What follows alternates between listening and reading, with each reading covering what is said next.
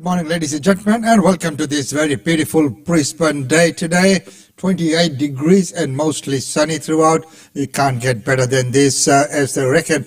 Well, ladies and gentlemen, today what we have for you is our daily news, and then we have our daily India report as well. Well, it's welcome back and good to have you all back today once again.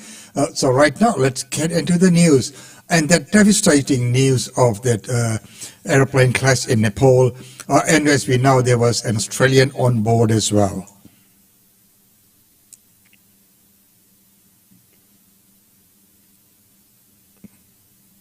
A tragic moment as father of three Sonu Jaiswal films the last seconds before the Yeti Airlines plane crashes. He live streams the video with his friends who are unaware of any problem, saying this is fun. Suddenly everything begins to shake. From the ground you can see Flight 691 rolling sharply onto its side.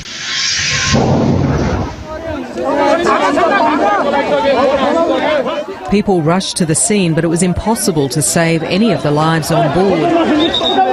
They tried to move bodies as far away from the flames as they could and desperately battled to put out the fire.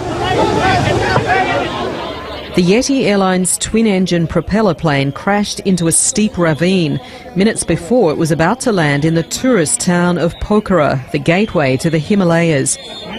The new airport there opened only 2 weeks ago. The wreckage was spread across the gorge near the Seti River, the fuselage lying on the steep cliff. Rescue teams searching for bodies tried to keep the gathering crowds at bay. We heard a loud thunderous crash and ran to our terrace to see what had happened.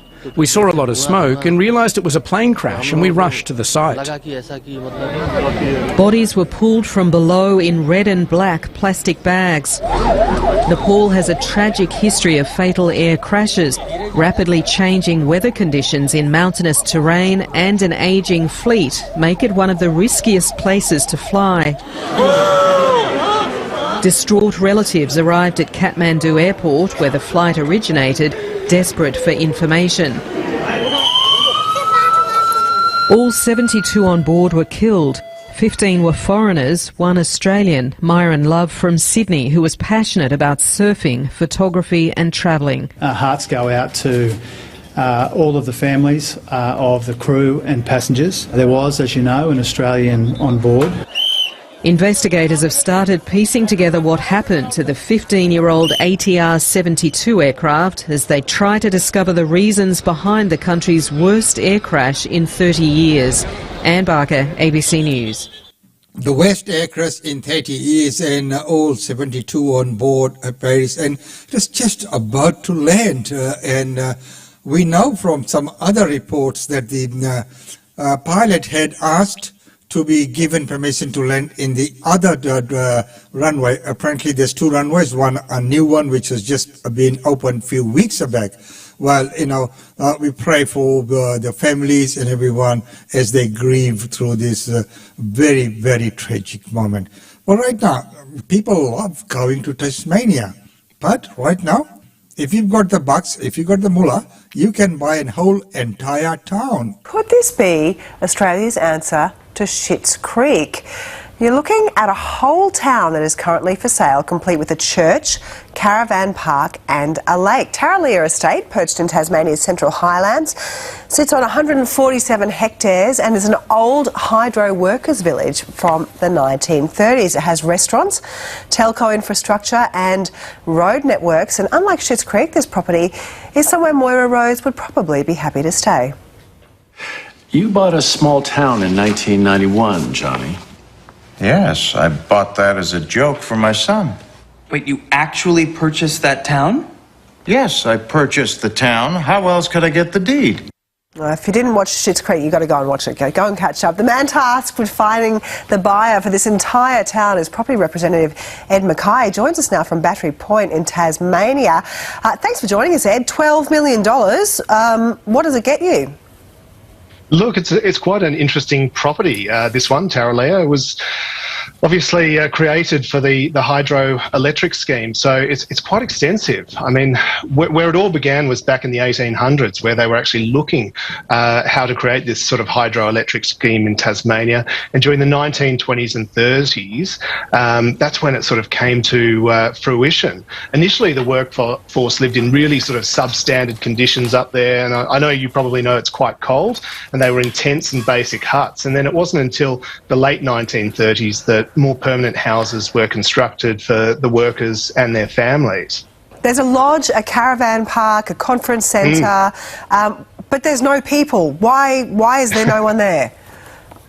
Look, once the hydro scheme, which is actually, to give your viewers a bit of an idea, it's 2 to 3 times the amount of the electricity in Tasmania's hydro that is compared to snowy hydro. So it's a massive, massive scheme. They needed thousands and thousands of workers back in the day to create this. And obviously the timeline for doing those works has cut short. You only need them for a certain period of time to build all of this infrastructure. So back in the sort of 80s and 90s, what happened was the decline of needing those workers working on power infrastructure in Tasmania really, really declined. And then obviously the town suffered. People moved away. And eventually Hydro, who owned the town, sold it off in the early 2000s. Yeah, and its current owner has tried to sell it previously, but it didn't sell. You're having another go. Why didn't it sell last time? What's wrong with it? Look, nothing's wrong with it. It is a great asset in Tasmania, a great sort of tourism precinct. We last went to market at the start of 2001, and I'm sure we've probably all put to the back of our minds the COVID lockdowns, especially those in Melbourne. And essentially the campaign just sort of ran short because of that. We did actually have a large Australian ASX-listed tourism company who had put their contract forward on the property, but unfortunately the continuing lockdowns just meant that it couldn't proceed at that time. But look, since relaunching late last week, we've had quite a number of inquiries from overseas. We've had a lot of domestic inquiry from large tourism companies in Australia and some sort of developer consortiums as well. So I think that we'll have a different outcome this time. Okay, but just to be clear, there's no rundown hotel with a family, staying in one room, sharing a couple of beds between kids and the adults? No, look, absolutely not. Today, Tarraleah stands as a tourism sort of destination. Yeah. But you can rent the whole town out. The whole thing has been renovated. It's been landscaped. It's been really lovingly sort of curated into what it is today. And the current owner has taken it to this level to then get it to someone like a large tourism operator to take it to someone else. But essentially, yes, the whole town is yours to have. So there you go. The whole town is yours. Why buy a house when you can buy a whole town? Well, it could be once in a lifetime opportunity for the right person, for the right buyer. Well, so there we go. Right now, let's take a look at some of the charities and how can the government address this cost of living pressures. And of course, never to forget also the cost of running businesses these days. They're just getting tougher and tougher.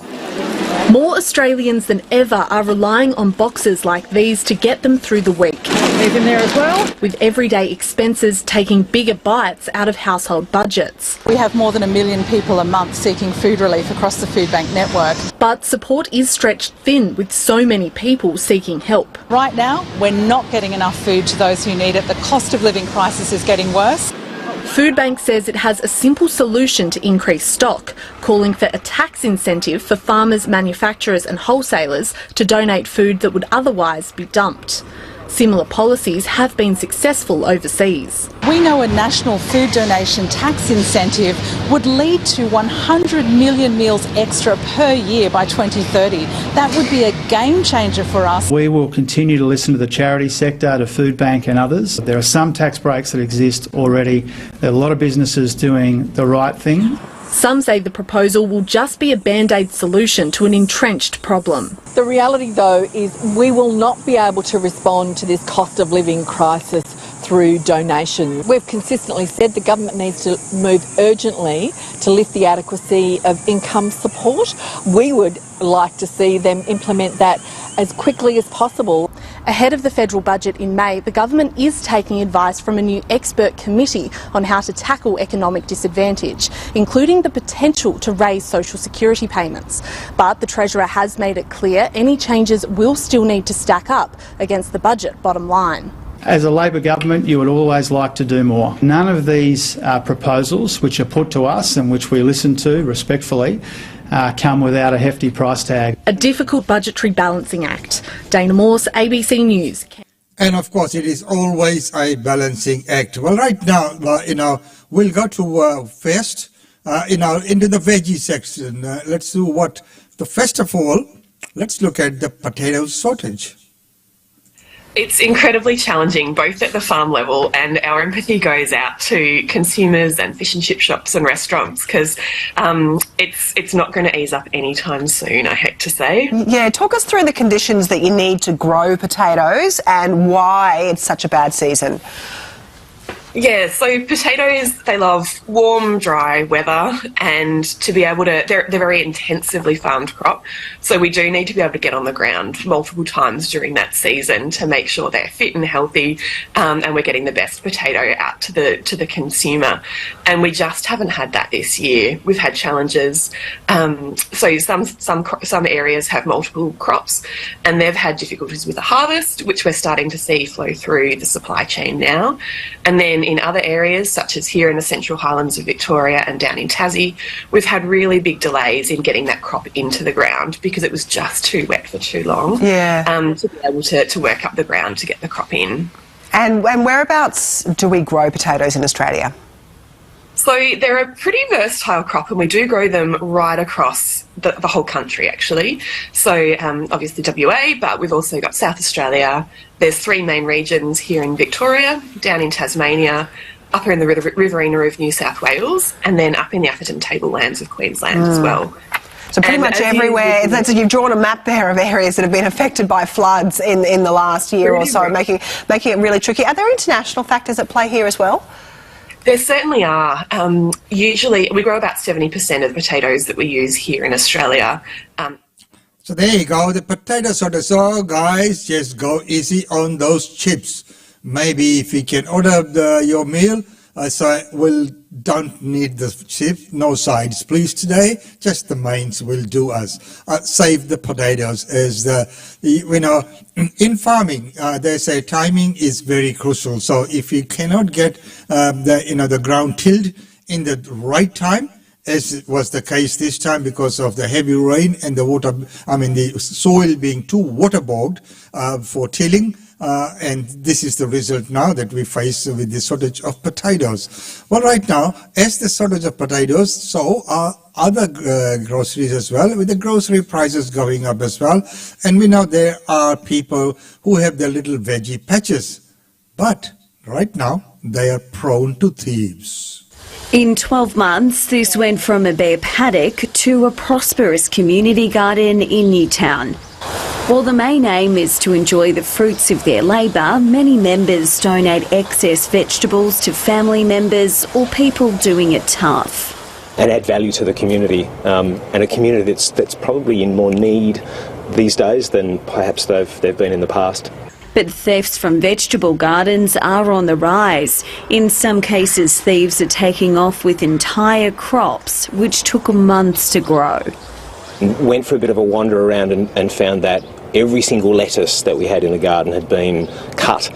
It's pretty devastating for the members, and in the sense that they get no reward for all the effort they've put in. One member has virtually given up since he lost much of his crop. A University of Tasmania's survey found a small number of people experiencing food insecurity resorted to stealing food or dumpster diving out of sheer desperation. If somebody is seeing a vegetable garden full of plenty just behind somebody's white picket fence, that would be an easy way to put healthy food on the table for that person and potentially their family as well. Well, some might think that the theft of vegetables is minor compared to other crimes. Tasmania Police says penalties for trespass and stealing can attract a fine or, in more serious cases, jail time. The recent thefts have sparked a conversation about what's needed to address food insecurity in Tasmania. Dolby AC3 audio. Investment in school food programs put forward as solutions. We need to see that this is a very real issue that's affecting thousands of Tasmanians. Liz Gwynn, ABC News. And there you go. There are many times community complexes where, you have your tennis court, your swimming pool, and there's always a small veggie patch there as well for the residents. Many people come in and plant things in those places, and no one's sure about who does that, but someone's done that. And when you see a tree full of fruits, veggies, people help themselves. But, that might be okay as long as you don't damage the plants and things like that. It is mainly for the enjoyment and the pleasure of the residents, because it's like a community garden. So there are many places and things like that, and it is, it is quite interesting because I can relate to some of the incidents which I can see happening around the place, and I don't think that people would be able to feed their whole family. They might pinch a fruit or two from time to time, but anyway, right now it's time to go to our daily India report. Welcome to the Daily India Report that brings you reports, interviews, features and more on India and the Indian diaspora. Under India's presidency, the first G20 Infrastructure Working Group meeting started in Pune with a priority discussion on financing cities of tomorrow, inclusive, resilient and sustainable. The first G20 Infrastructure Working Group meeting started on January 16th in Pune, where the topic of financing cities of tomorrow, inclusive, resilient and sustainable, will be discussed in the two-day meeting. The forum will bring together the IWG member countries, guest countries and international organizations invited by India to discuss the 2023 infrastructure agenda under the Indian G20 presidency. 66 delegates from more than 30 countries will be participating in this event. The meeting is being hosted by the Department of Economic Affairs, Ministry of Finance, Government of India along with Australia and Brazil as the co-chairs. The G20 Infrastructure Working Group will deliberate on various aspects of infrastructure investments, including developing infrastructure as an asset class, promoting quality infrastructure investment, and identifying innovative instruments for mobilizing financial resources for infrastructure investment.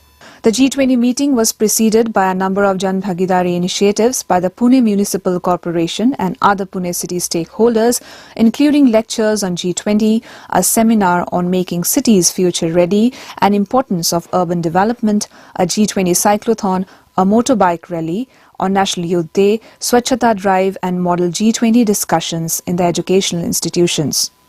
The initiative aims at involving people from all walks of life in the discussions happening around the G20 meeting.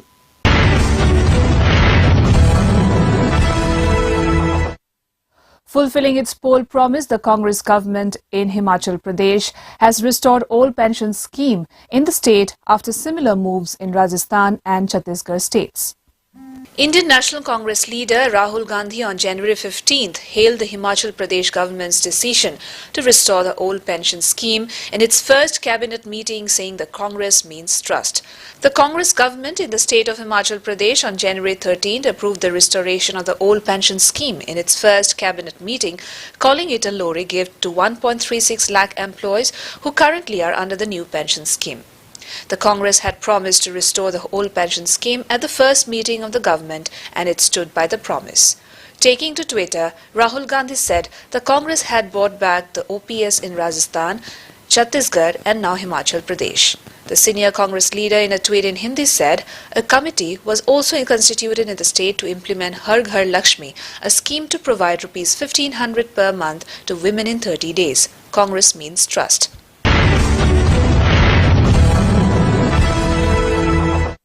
Well, severe cold wave conditions are predicted for the next 3 days in the national capital Delhi and adjoining areas.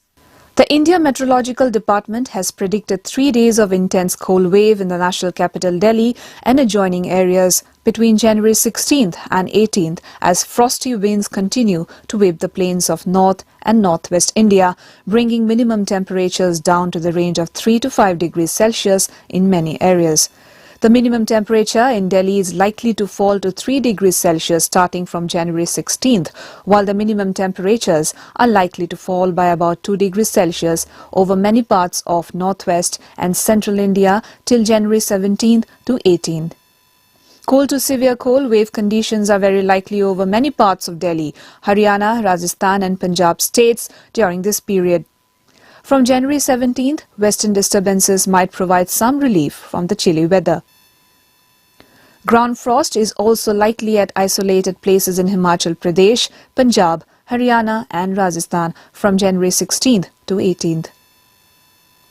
Delhi NCR saw an intense cold wave spell from January 5 to January 9th, the second longest in the month in a decade according to the IMD data. It has also recorded over 50 hours of dense fog this month so far, which is the highest since 2019. Night temperatures in most places of Kashmir settle below the freezing point even as the Weather Office forecast a further dip in the minimum temperature over the next few days in view of dry weather. The Weather Department said minimum temperatures will gradually rise by 3 to 5 degrees Celsius from January 18th to 20th under the influence of a western disturbance.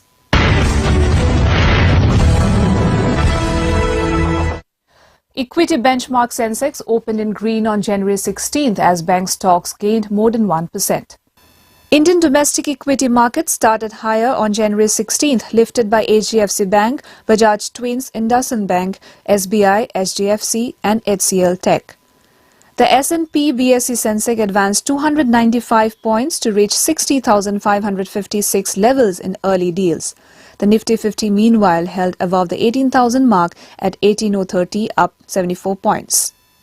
HDFC Bank shares gained 1% in early deals after the lender reported an 18.5% increase in its standalone net profit at Rs 12,259.5 crores for Q3 financial year 23.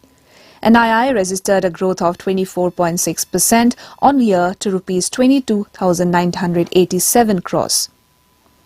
Wipro shares meanwhile were up 0.6% as the IT firm reported a consolidated net profit of Rs 3,052 crores for October-December financial year 23, an increase of 2.8% year-on-year basis. Asian shares started cautiously on January 16th as investors waited nervously to see if the Bank of Japan will defend its super-sized stimulus policy at a pivotal meeting this week, while a holiday in US markets made for thin trading.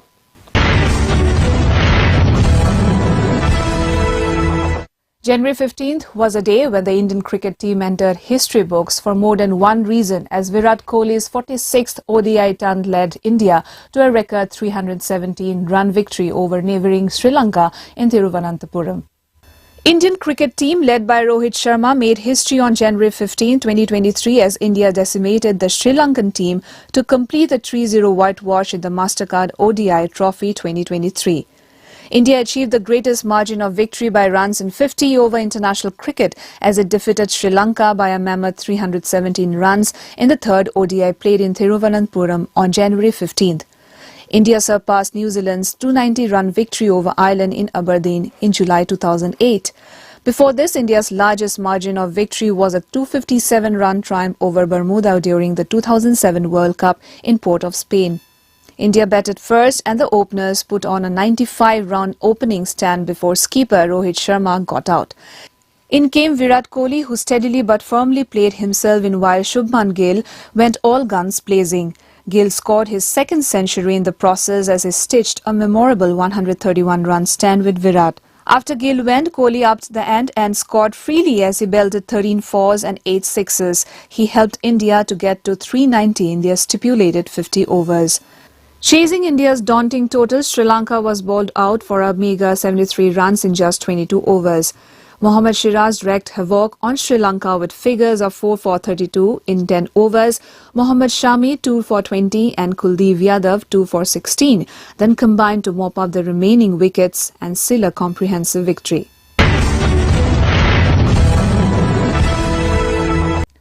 After taking home the Golden Globe Award for Best Original Song Nattu Nattu, the RRR team has now bagged the Critics' Choice Awards 2023 in the Best Foreign Language Film category. S.S. Rajamouli's cinematic marvel RRR is continuing to collect accolades, and the latest one is at the Critics' Choice Awards 2023. After bringing home the Golden Globe, Rajamouli's film has now won the Critics' Choice Award for Best Foreign Language Film. A tweet from the handle of the 28th Critics' Choice Awards read, "Congratulations to the cast and crew of RRR movie, winners of the Critics' Choice Award for Best Foreign Language Film, #Critics' Choice Awards." RRR was the first surprise of the evening, taking home the award for Best International Film. Junior NTR and Ram Charan's Tarar film also bagged the award for the Best Original Song Natu Natu. Director S.S. Rajamouli thanked, quote, "the women in my life," unquote, while accepting his award, beginning with his mother.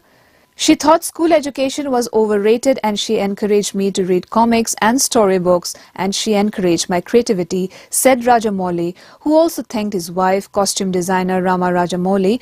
"More than that, she's the designer of my life." Besides Ram Charan and Junior NTR, RRR also stars Shriya Saran, Ray Stevenson, Alison Doody and Olivia Morris, and has Alia Bhatt and Ajay Devgan in cameo roles. It centers around two real-life Indian revolutionaries, Alluri Sitarama, Raju and Komaram Bhim, their fictional friendship and their fight against the British Raj. Set in the 1920s, the plot explores the undocumented period in their lives when both the revolutionaries chose to go into obscurity before they began the fight for their country. And now the big news for Indian cinema lovers, as Rishabh Shetty's Kantara made it to the contention list in 2 categories of the Oscars. It is now eligible for Oscar members to push it through to the main nominations. The acclaimed Indian film Kantara has made it to the Academy Awards contention list in the Best Picture and Best Actor categories. It means that Kantara is now eligible for Oscar members to cast a vote to push it through to the main nominations. Kantara was a late entry in the Oscars race. Hornbill Films, the producers of Kantara, wrote, "We are overjoyed to share that Kantara has received 2 Oscar qualifications. A heartfelt thank you to all who have supported us. We look forward to sharing this journey ahead with all of your support. Can't wait to see it shine at the Oscars. Kantara, Hornbill Films." Voting for the Oscar ballots will end on January 17th. The final nominations will be out on January 24th. Well, that's all for this bulletin of the Daily India Report. Thank you very much for that report, and that's wonderful reporting and very well done. Well, ladies and gentlemen, that's about all we have for you in today. Don't forget that tomorrow we'll have Usha Chandra right here in the studios with the weekly real estate update.